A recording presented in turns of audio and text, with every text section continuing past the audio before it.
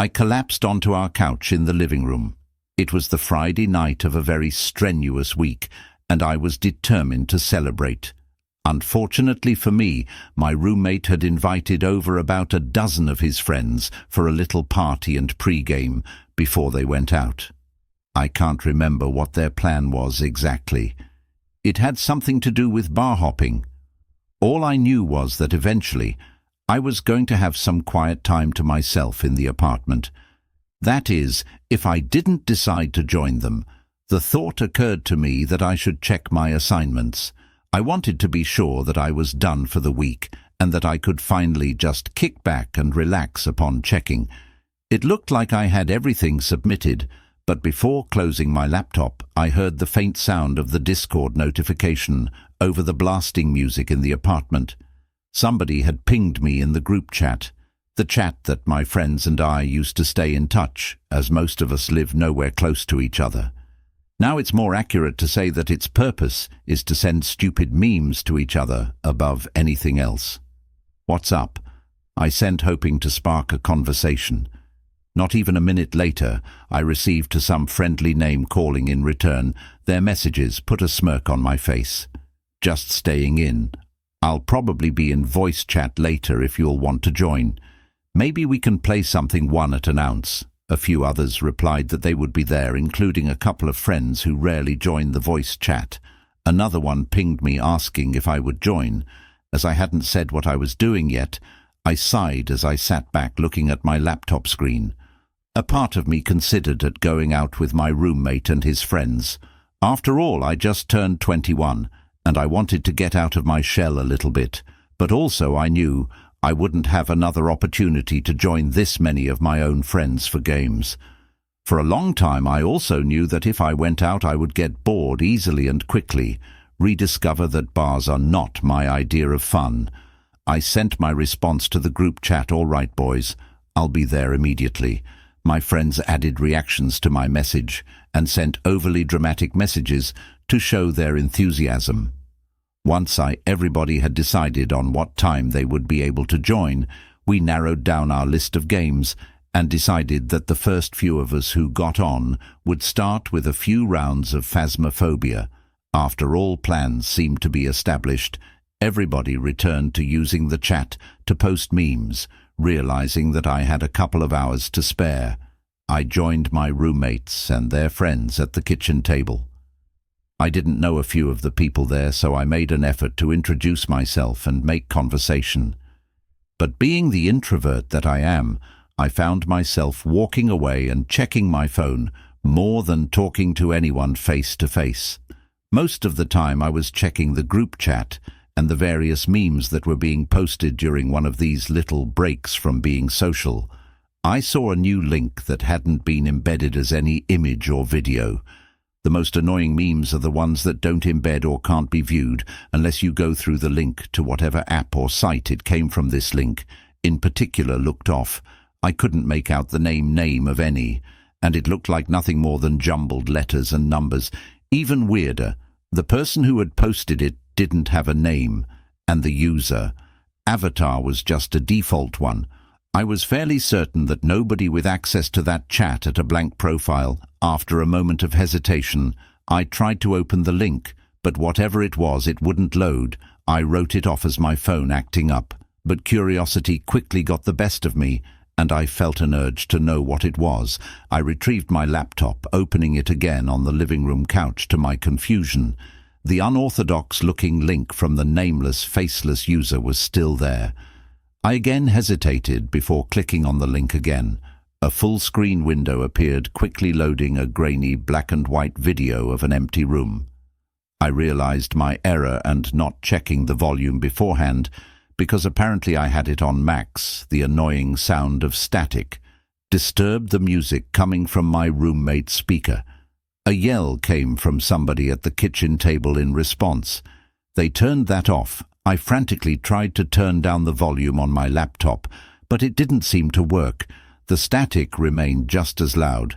I tried to alter for the window, but it refused to close. I tried to open the other windows.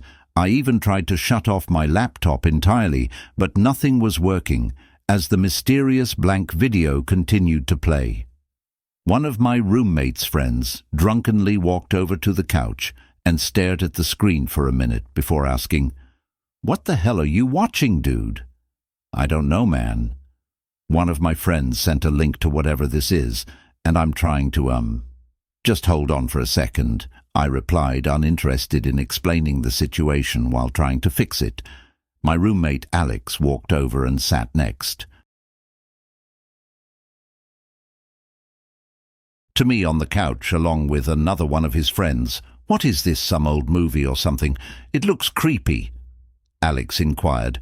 "I have no clue. I'm trying to shut it off right now, but the window won't close, and I can't turn down the sound.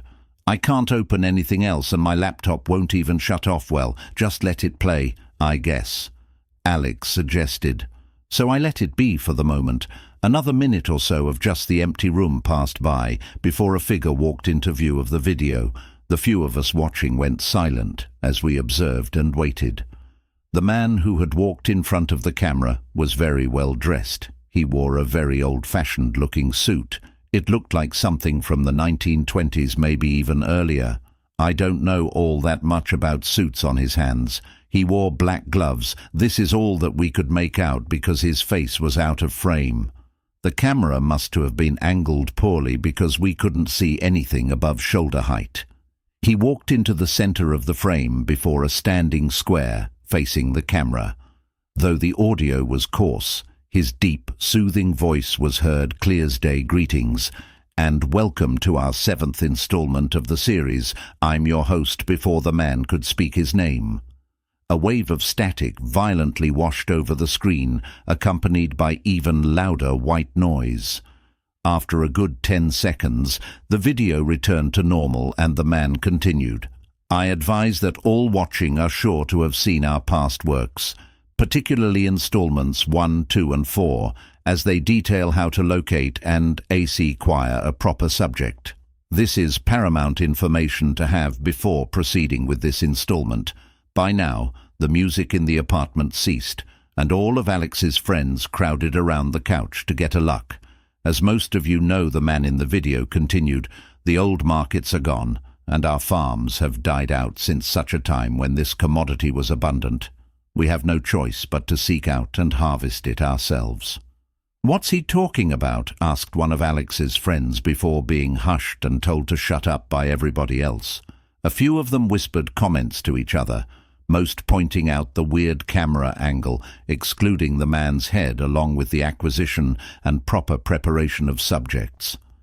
The processing is equally important, and the last step necessary to enjoy your hard-earned goods. Future installments will explain the process in greater detail and complexity. This film seeks only to demonstrate the most basic processing techniques. The screen once again became flooded with static and blaring white noise before cutting back to film. When it did, the suited man was no longer alone.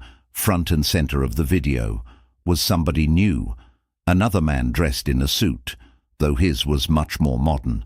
His head was also above the view of the camera. Something about him felt off, but I couldn't put my finger on it, at least. Not until I heard a gasp from behind me, and then I saw it too. The man was hanging from what we couldn't see, but his lifeless, dangling feet held over a wide metal bucket on the floor beneath, and made it clear everybody else must to have noticed, as well as some began whispering concern to comments back and forth. Others hushed them in response, eager to see what would happen next.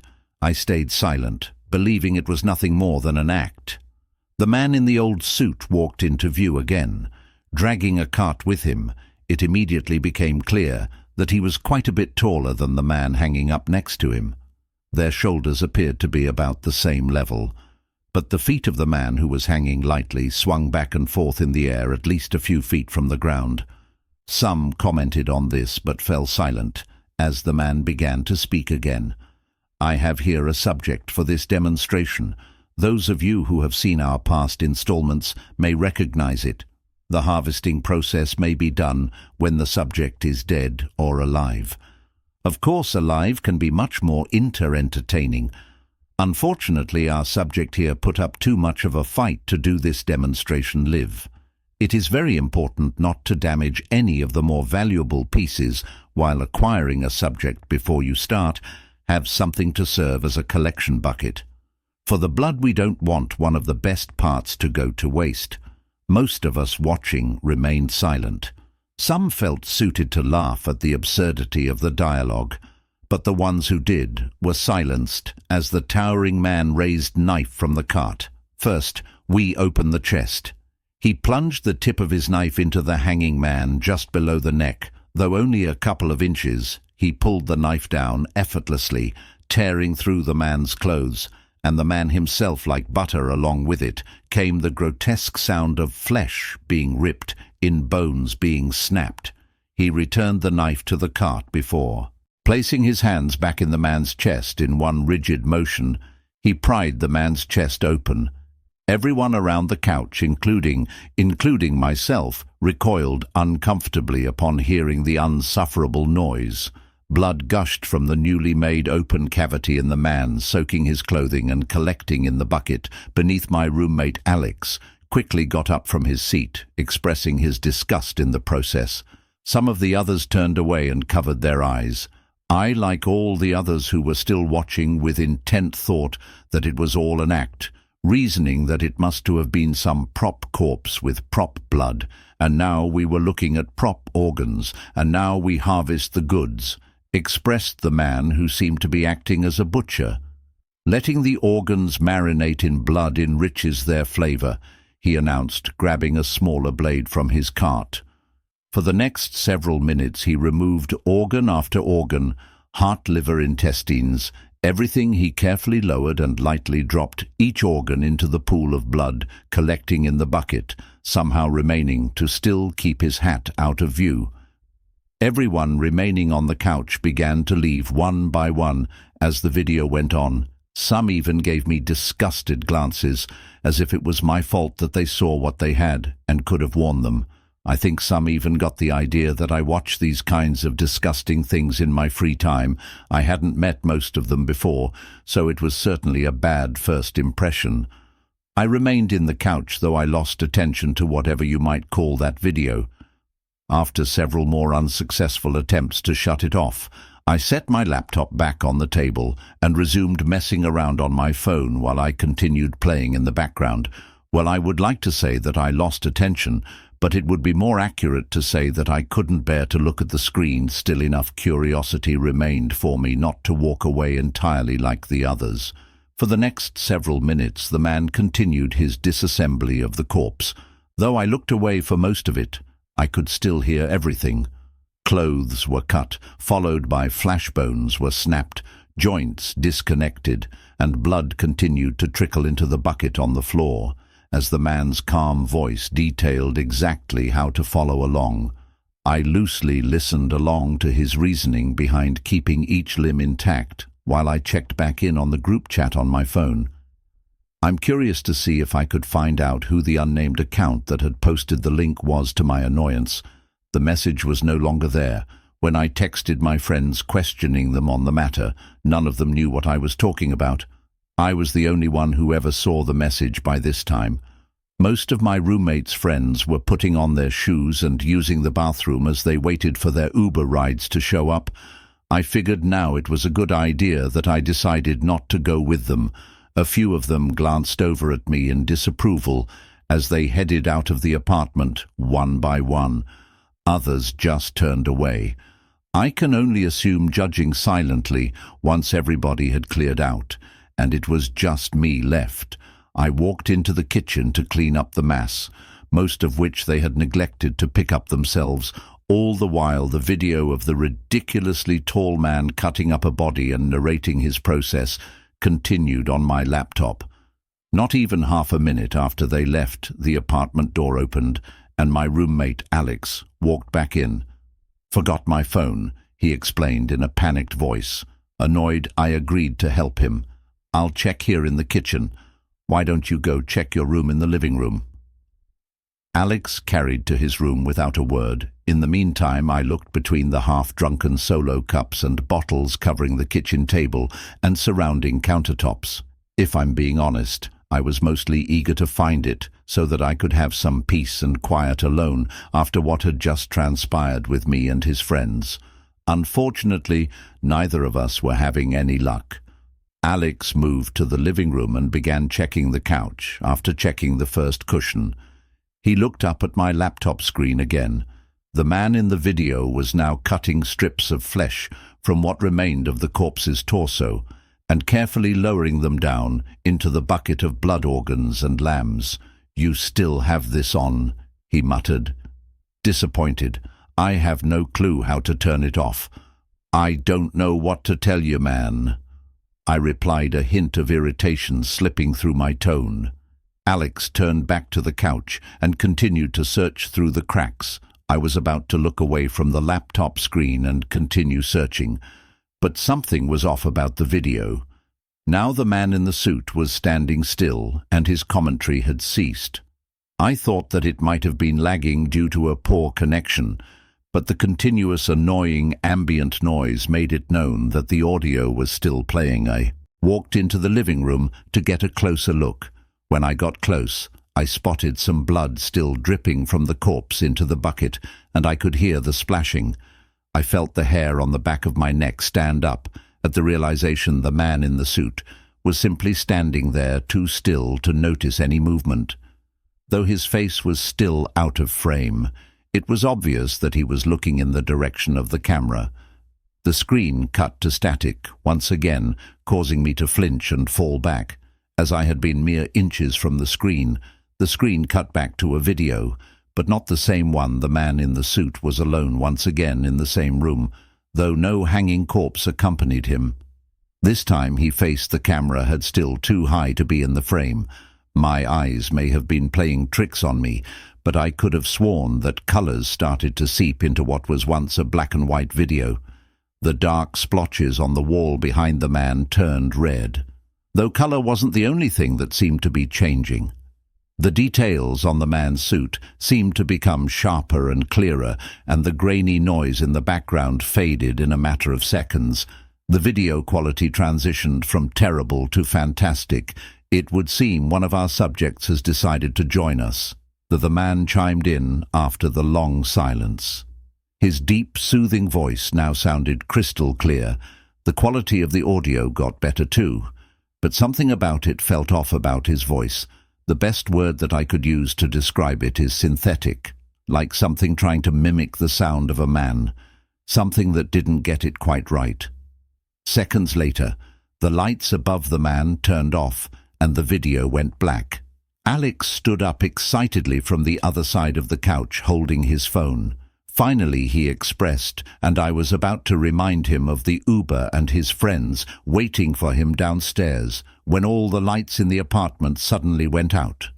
We froze, giving a brief moment of silence as we both realized the power must to have gone out. But that silence was broken by the sound of approaching footsteps from the video before the lower half of the man's face came into view for the first time right in front of the lands, on his unblemished, ceramic-looking face. A grin formed as his smile widened. His jagged, sharp, asymmetric teeth revealed themselves one by one, in contrast to the rest of the dimly LED and dull picture. His bleeding gums brought color the sight of the inside of his mouth, as sent a shiver down my spine, and I tensed up an anticipation of whatever would appear next to my relief. The video cut once again, this time to black, where it had remained. I tried the power button on my lab laptop, but to no avail. It seemed that my laptop had simply died, but that didn't make any sense. I could have sworn that it was at full charge when I first took it out. It should have lasted hours. Ah, damn it. My phone died. Alex.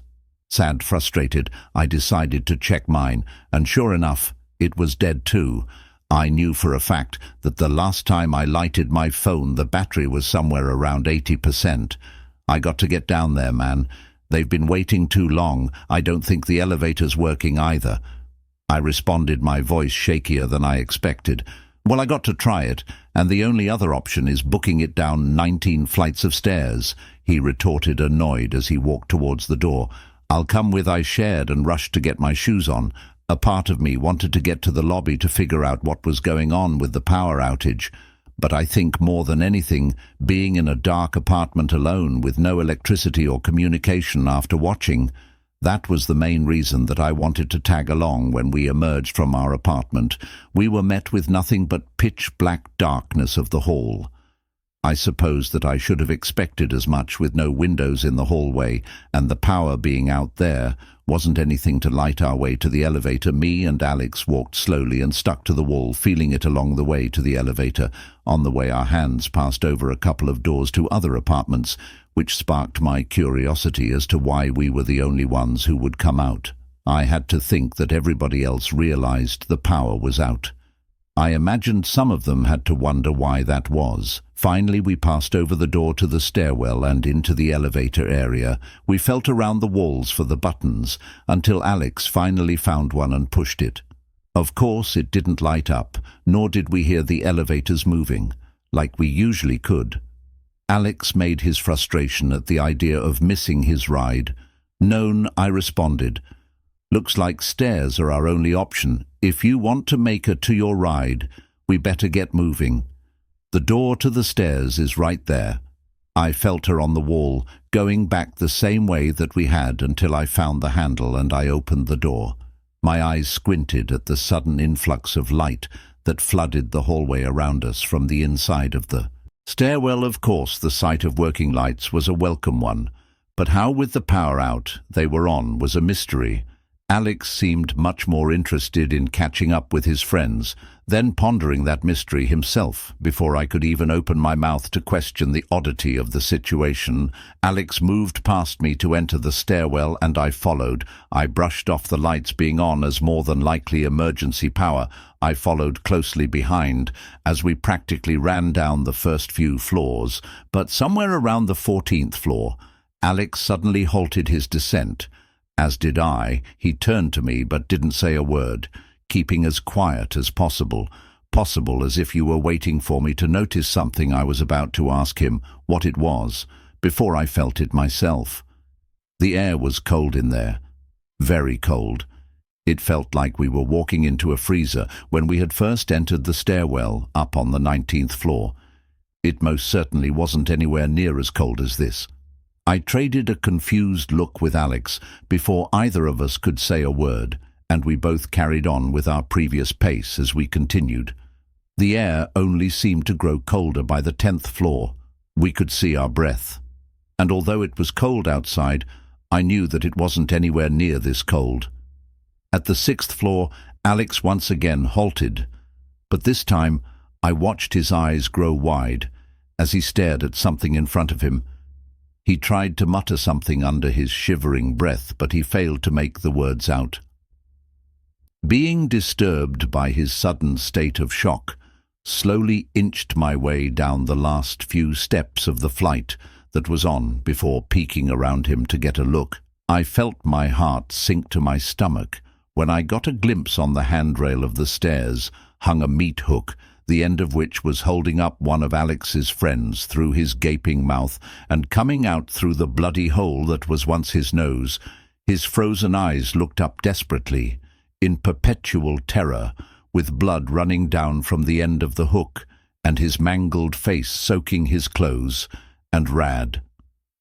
Alex and I must to have stood there a whole minute before he finally came to his senses. We have to get out of here now," he whispered to me. I simply nodded my head and followed him as we walked past his friend's body, but we didn't make it much further. When Alex saw down the next flight, he slowly collapsed to the floor and covered his face with his hands. A few more of his friends were presented in the same position, hanging from the handle on their respective hooks. Seeing more of them on this level gave me the urge to look over the rail further down. It looked like almost all of Alex's friends who had been in our apartment were now here dead, and hanging blood from their faces trickled down slowly, though with as many of them as there were. It collectively painted a dotted pattern on the concrete floor at the bottom of the stairwell. They all looked up at me with the same horrified expression on their faces. The sound of tearing flash broke my trance and caused me to lean away from the handrail, though still close enough to see down it. A gloved hand reached out holding another meat hook into body with it. The arm attached to the hand reached out and effortlessly placed the hook on the opposite handrail. I recognized the style of soup belonging to the impossibly long arm, but I couldn't believe my eyes after placing the hook. The arm froze in place, and then he began to chuckle softly. So began the synthetic mockery of a man's voice. "Our little watcher has come to see how we do it with his own eyes." My heart sank again. He met me. I turned to Alex and uttered the only word that I could find: "Run." Alex scrambled to his feet and followed me as we ascended the steps even faster than we had come down behind us. I could hear him pursuing us, but at a relaxed pace, though on the video, nothing about his appearance was rotund. His immense weight was made obvious through the pounding and creaking of the metal stairs. I don't think that I've ever run so hard in my life, and I was surprised that we made it as far up as fast as we did. Luckily, I thought we must to have been more than a few levels above him when we had returned to the 19th floor. Though I had lost track of his steps, I was far more concerned with putting as much distance between him and us as possible. Alex quietly opened and closed the door out of the stairwell, and we stuck to the wall, quickly making our way back to our apartment, which I knew was the third door to the left after entering. We again closed the door quietly before barricading it with the couch. We stood right by the door waiting. I think we were both thinking of what to do if he found us. But if he did, there was nowhere left to go, nothing left that we could do any minute. I expected to hear the stairwell door opening for his heavy footsteps to come down the hall before busting open our door, but that never happened. Eventually we both lowered ourselves and sat on the floor. I think adrenaline was the only thing that saved us. And now it was gone. I felt drained and Alex was shaking. I couldn't imagine what he was feeling. One thing that I knew we shared was the mix of confusion and fear as to how what we just saw was even possible, and what that thing that did it even was. A buzz came from my pocket. Alex raised his hat and looked over at me. The buzz came again. I reached in and pulled out my phone. The bright light from its screen was a welcome sight, as was its nearly full battery, though its content again left me puzzled. "Who is it?" asked Alex in a barely audible whisper. "It's 911, I responded, as confused as he was. "They can do that. They can call you." I lightly shrugged my shoulders in response, unsure myself if that was possible. Alex pulled his phone out as well, but it still wouldn't turn on. I reluctantly answered and raised the phone to my ear. "You both need to get out of that apartment now," a woman's voice commanded sternly from the other end. My lips quivered as I searched for a question to ask. Now she came again, raising her voice. "We can't leave. There's something out there looking for us out there," I whispered back. "He's not out there anymore. You need to move." I was speculative and questioned the intentions of the person on the other line. For all I knew, she could be working with that thing from the stairwell to send us into a trap. But before I could contemplate my next move, she spoke again, this time in a calmer tone, as if a final appeal for me to listen to her. "He's in your closet. Get out now." A shiver went down my spine. Alex must have heard her too, as he looked at me with a confused look. But both attentions were quickly drawn away to a sliver of light that crawled along the ground and grew on the space of floor between us. We looked up and again exchanged brief looks of confusion before looking at the wall where it was coming from. The doors to the closet containing our washer and dryer were slowly opening as if being pushed by an ever so slight gust of wind. The narrow gap between them is where the lighted seep through a wave of dread has swept over me, as Alex and I rose to our feet, like we were ready to run, but had nowhere to go. This wouldn't have raised much of an alarm in my head if the woman on the phone hadn't just said what she did, and if I didn't already know that there wasn't a light in that closet. The door swung open violently, and our apartment was filled with light. A gloved hand gripped the top of the doorway before an old top hat ducked under it. The suited man entered, crouching to keep his hat from being pressed against the ceiling. He took only 2 casual steps towards us, but his long legs closed the distance across the room before we could even move. I tripped on my feet, trying to keep away, dropping my phone on the process, but Alex was well within reaching distance in one hand. The man had yet another meat hook, and with the other, he reached out in grip to the top of Alex's head, giving it a quick twist. His face now looked at me from the back of his body with the same terrified expression stuck to it that his friends' corpses had. He flung Alex's corpse over his shoulder and then leaned down towards me on the floor. The light from the inside of the closet casted a shadow on the man's face from the brim of his hat, but the glowing yellow light from his eyes shined through the darkness. His breath was full, wrying of odor, like that of rotten meat when he opened his mouth to speak. As for your little friends there, he sat briefly, glancing at my phone on the ground. Wish them good luck for me, he said, followed by another sinister chuckle. He turned back towards the closet with Alex still on his shoulder. Inside was not our washer and dryer, but rather a big open room with concrete floors and more bodies hanging from the ceiling, strung up the same way as the others, a me-hook in their mouths, and out where their noses used to be. And as for you, the man turned back to me again. I think I'll wait for you to fatten up with his final word. He smiled at me with his jagged, bleeding teeth before carrying Alex in and pulling the door shut behind him. The light in the closet faded, and the power in the apartment came back.